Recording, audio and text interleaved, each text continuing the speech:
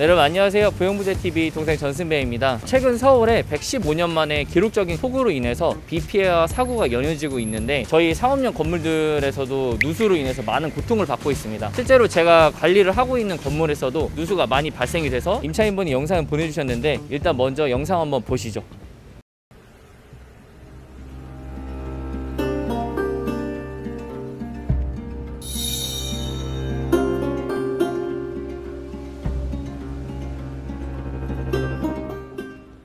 네, 이렇게 누수가 발생이 돼서 2개월간 영업을 하지 못했습니다. 그래서 이제 저희가 건물 보수를 어떻게 해드렸는지 직접 건물을 가서 보여드리도록 하겠습니다.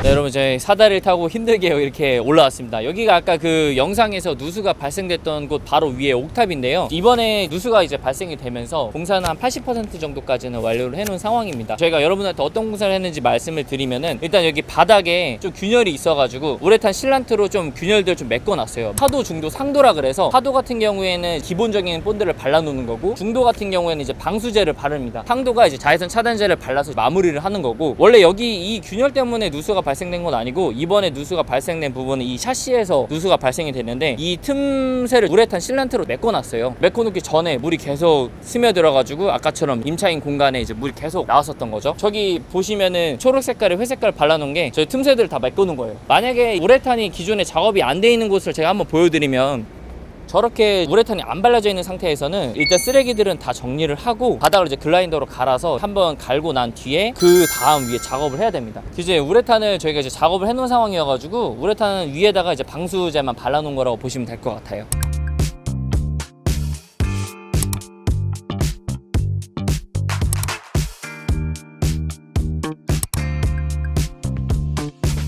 건물 누수가 지금 이제 발생되기 전에 건물주분들이 하셔야 될 것들이 있는데, 먼저 가장 중요한 건 업체가 와서 보는 게 가장 중요해요. 6월 전에 저희는 한 3팀 정도를 불러서 이 건물이 좀 누수가 될 수가 있는지, 어떤 하자가 있는지를 먼저 체크를 합니다. 그 3팀을 부르는 이유는 그분들이 한번 보시고 나서 무조건 작업을 하라고 할 수가 있기 때문에 그 3팀의 의견을 다 각자 들어서 진행을 하는 거고, 아마 출장비는 한 10만 원 정도 비용이 들어갈 거예요. 처음 건물을 매입을 하신 분들 같은 경우에는 저희가 이제 건물 소유권 등기를 하기 전에 전 건물주분들한테도 기존에 누수 방수공사를 언제 했는지 여부도 한번 확인을 한번 해보고, 직접 임차인분들을 만나서 실제로 건물 내부에 누수가 되고 있는지 그분들이 제일 잘 아실 테니까 그분들한테도 이 건물에 어떤 하자가 있는지를 미리미리 확인을 합니다. 그래서 이제 건물 방수공사 같은 경우에는 주기가 3년에서 5년 정도 된다고 보시면 될 것 같아요. 그래서 이제 한 3년이 지나고 나면은 위에다가 한번 더 덧대는 방식으로 해서 다시 또 누수가 발생되지 않도록 꾸준히 이제 관리를 해주는 게 중요하고, 또 여기서 한 가지를 조금 더 덧붙이자면 저는 보험도 중요하다고 생각을 하거든요. 건물 누수가 됐을 때 보험이 뭐가 있냐면은 시설 수요자 배상 책임이라 그래서 이 보험 같은 경우에는 이제 건물 내에서 우연히 이제 발생된 사고를 이제 배상을 해주는 책임입니다. 건물 이제 옥탑에서 누수가 발생이 돼서 아까 영상처럼 임차인분들한테 피해가 되면은 임차인분들이 건물주한테 보상을 해달라고 합니다. 왜냐면 실제로 그분들은 한 달 동안 영업도 못했고 집기 및 비품도 다 젖어가지고 실제로 사용도 못하는 상황이었어가지고 그거를 이제 보상을 해줘야 되는데, 보험을 들어놓으면은 보험사와 임차인분을 연결을 시켜서 그쪽에서 이제 알아서 보상을 하게끔 합니다. 실제로 누수뿐만이 아니라 건물 내에서 미끄러진 사고라던가 아니면 이제 뭐 누전이라던가 이런 부분들이 발생이 됐을 때 우연히 발생된 사고에서만 책임을 져주는 보험이라서 저는 건물주분들한테는 같이 들라고 하는데, 여기서 좀 약간 주의해야 될 부분이 뭐냐면은 화재보험을 건물주분들 드시거든요. 드시는 분들도 있고 안 드시는 분들도 있는데, 화재보험을 만약에 한 3년 5년으로 장기간으로 계약을 하신 분들은 그걸 이제 특약으로 넣을 수가 있어요. 비용은 약간 더 추가가 되기는 하는데 화재보험과 시설 수요자 배상 책임을 같이 넣어서 이 건물에 뭔가 문제가 발생이 됐을 때 보상을 해줄 수 있게끔 하는 것도 전 하나의 방법이라고 생각을 합니다.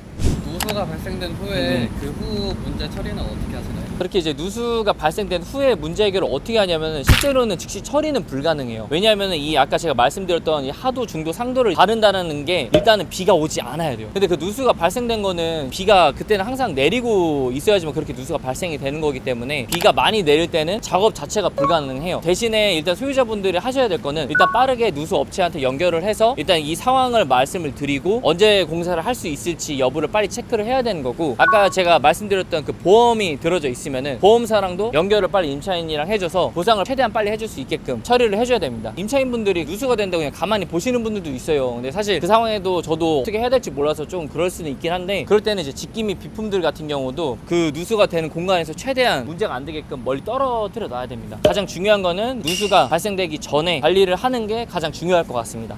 네, 그럼 오늘은 제가 직접 외부로 나와서 건물 누수에 관련돼서 영상을 설명을 드렸는데 이 영상이 이제 여러분들한테 좀 많은 도움이 됐으면 좋겠고 오늘 여기서 이제 마무리하도록 하겠습니다. 안녕.